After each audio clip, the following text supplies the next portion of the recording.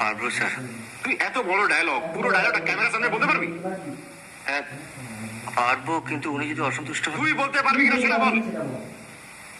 পারবো স্যার। ওকে। সমাজের মুখে আমি একটা কলঙ্ক। আর জানি, আমি জানি যে তুমি আমাকে ঘৃণা করো, আমাকে তুমি একটা ঘৃণ্য মানুষ ভাবো, কিন্তু কোনো মানুষ তার নিজের ইচ্ছে খারাপ হয় না। কোনো মানুষ তার মায়ের গর্ভের থেকে খারাপ হয়ে জন্মায় না। কোনো চোর আনন্দে চুরি করে না, কোনো ডাকাত আনন্দে ডাকাতি করে না, কোনো পেশা তার নিজের ইচ্ছাতে নিজে সরে বেঁচে না। সময় আর পরিস্থিতি একটা মানুষকে খারাপ করে। তুমি খুব ভালো করে জানো যে একটা দরিদ্র মৃত মানুষের ভাগ্যে একটা চিতার কাঠও চলে না।